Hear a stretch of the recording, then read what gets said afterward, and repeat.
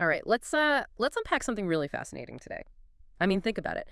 Billions of images, digital expressions, created, shared, every single second. How do we even begin to decide what's really art? What's culturally relevant versus what's just, well, digital noise that fades away. That is a huge challenge, especially online, where, yeah, anyone can create and share stuff. Yeah. In this just massive sea of content, we really need guides, don't we? And that's Yeah. exactly where we're going today in this deep dive, the world of curatorial studios. Often unsung, but absolutely crucial. They're not just finding the pearls, they're kind of building the lighthouses, guiding how we see what actually lasts. Oh, I like that. Building lighthouses. Yeah, because these aren't your typical museums or galleries. They're dynamic. They're acting as these expert guides, connecting really cutting-edge digital art to bigger contexts, elevating artists, and yeah, pushing back against traditional art world norms. Right. So our mission, really, for you listening, is to get how these studios, these agile groups, are shaping the future of digital art. They're finding new voices, making sure that truly groundbreaking work gets the attention it deserves, and maybe, just maybe, giving it a sense of permanence in this incredibly ephemeral, fast-moving world. We've got some great case studies lined up from the source material that really bring this whole thing to life.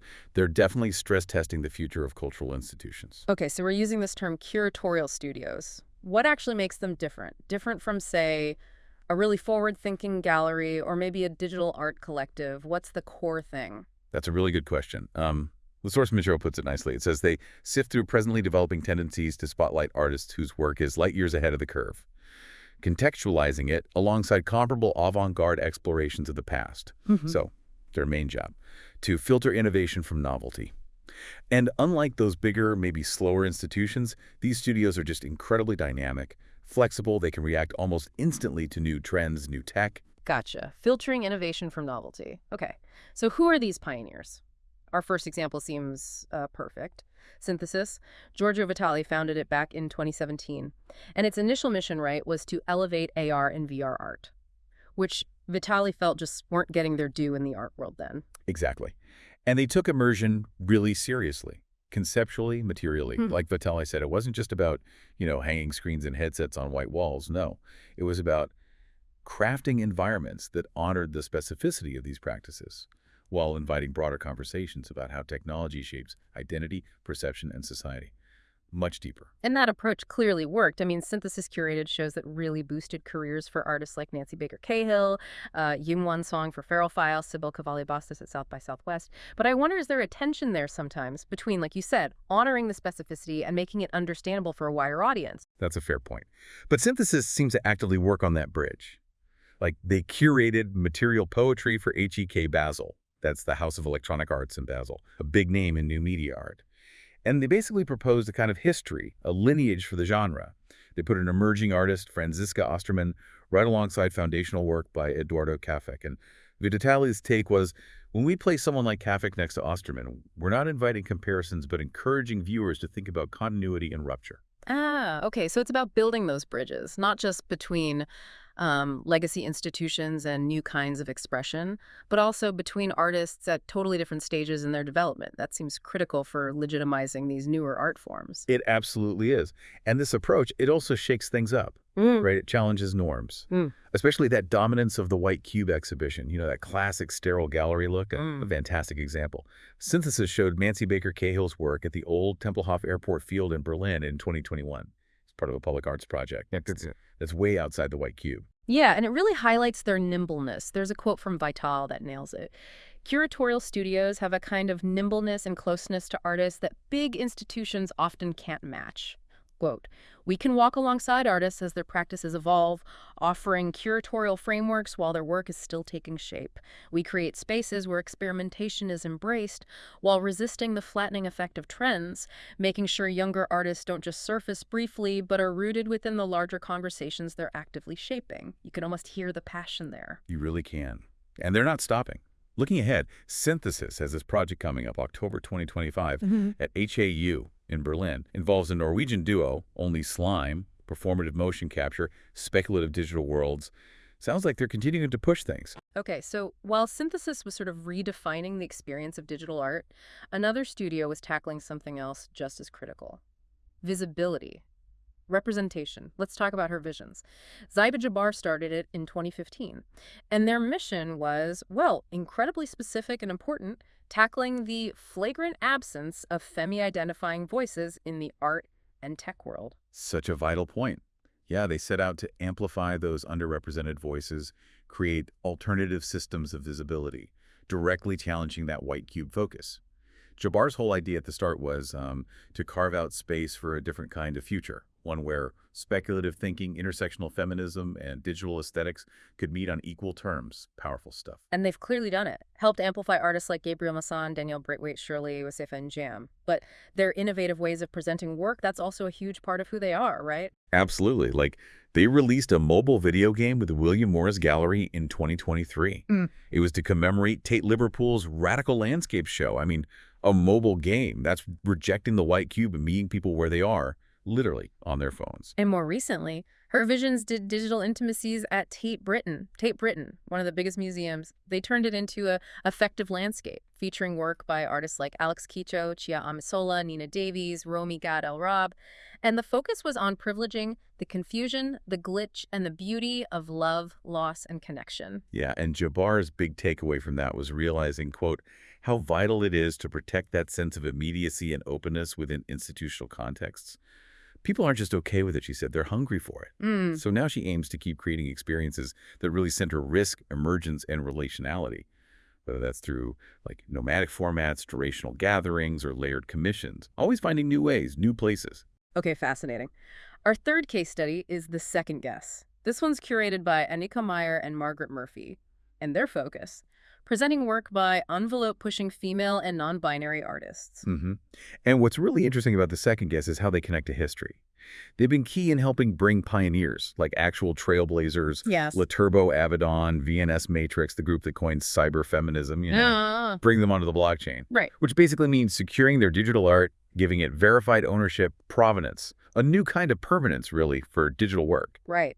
And their first show, The Second Guess, Body Anxiety in the Age of AI, was also for HEK Basel. It marked the 10th anniversary of the original Body Anxiety exhibition.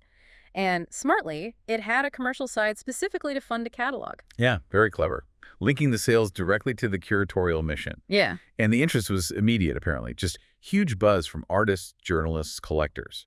So much so that Meyer and Murphy turned it into a proper curatorial collective. They've even teamed up with the Tezos Foundation and the OBJKT platform for future editions of some artworks. There's a quote from Meyer that really gets to their core question. We aim to create meaningful exhibitions and projects that respond to today's fast-changing art world. Yeah. Especially now when doomerism seems to be everywhere, that sort of tech dread feeling. We want to explore what it means to be human and what it means to be an artist in the age of AI. Definitely exploring the big questions. And their main goal is still publishing that catalog, using each show as a chapter. Plus, they mentioned an exciting unannounced museum exhibition is coming up, so definitely one to watch. Their first show really tackled the radical emergence of social media, and they kept exploring that theme at the Digital Art Mile in Basel, too. So as we look across all these different examples, synthesis, her visions, The Second Guess, a pattern kind of emerges, doesn't it? These aren't just cookie-cutter operations. A lot of these curatorial studios are becoming these really versatile hybrid models, blending old art world functions with new digital realities. Exactly. Take EPOFEH Gallery. Peter Wu founded it in LA. It's mainly a virtual gallery space, right? Right. But it also does physical in-situ exhibitions, like Catalyst at Honor Fraser Gallery, a well-known contemporary gallery, and you can measure their success. LACMA, the LA County Museum of Art, acquired their 2022 show Echoes. That's major institutional validation. And they even bring in guest curators sometimes. Shows they're a collaborative. Then there's Transfer. They've got this diverse founding group curators, artists like Lorna Mills, Carla Ganis, and they seem to navigate that line between commercial and institutional really skillfully. But there's something you mentioned, often overlooked but vital, that caught my attention. They help with conservation of time-based media works. What does that actually mean for digital art? Oh, it's absolutely critical. Think about digital art that needs specific software, maybe old hardware, particular web connections. These pieces are fragile, technically speaking. They can become obsolete super fast. So Transfer helps make sure they can still be experienced, preserved, way into the future. It's a unique challenge digital art has compared to, a sculpture or a painting. Mhm. You see their institutional side with curating W.W. Wonderkramer for the Perez Art Museum that was Carla Gannis's work. And commercially, they helped broker the private sale of one of her big pieces, The Garden of Emoji Delights. Wow, so these studios really show how you can help artists, yes, build collector bases, but also get those crucial institutional acquisitions, which long-term can be make or break for the financial viability of these often quite daring artistic practices. It's like they're building the whole support system. Precisely. Yeah, a whole ecosystem. And we've also got Studero As We Are, Jess Conitser's initiative. That helped bring digital art right into people's homes by curating collections for infinite objects. Yeah. Those screen displays for art. It's all about finding new, accessible spaces for digital art, making it part of daily life. And one more interesting model, Fake Whale. This one's artist-driven, founded by Sky Gulp and Jesse Draxler. They don't just put on physical and virtual shows, they also provide compelling criticism through articles, All right. really amplifying the stories behind their artists' work. It's like they're creating the context, too, not just showing the art. It's a really comprehensive Yeah. approach, yeah. Okay, so when you take all these examples, synthesis, her visions, the second guess, epocy, transfer, studio as we are, fake whale, what's the big picture? What's the overarching value here for us, for you listening, and for the art world generally? What does it all really mean for art's future? Well, what these examples show us, I think, isn't just a new kind of gallery popping up. It feels more like a fundamental shift, a shift in how all art might end up being validated, maybe preserved in the future.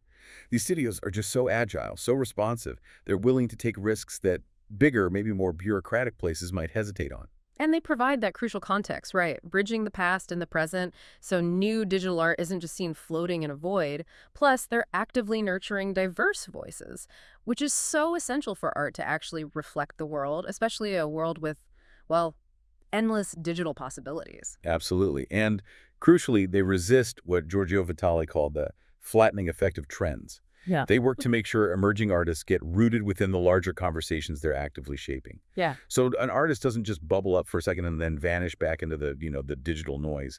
Yeah. Ultimately, it feels like these curatorial studios are really redefining things, how art is discovered, how it's shown, how it's kept alive, and how it's valued in this incredibly fast-changing digital era. They might just be the unsung architects of art's future. As we've definitely seen, yet they're pushing boundaries, building vital infrastructure, shaping the whole digital art landscape right now. And our source material ends with this really provocative thought. When it comes to curatorial studios, no rules are written, giving them the freedom and flexibility to be bold. So, something for you to think about after this deep dive. What does that boundless freedom actually mean? For the very idea of what art is, how might this ongoing willingness to operate outside the old rules keep redefining where art lives, how we experience it, and maybe even who gets to decide its value in the years and decades ahead?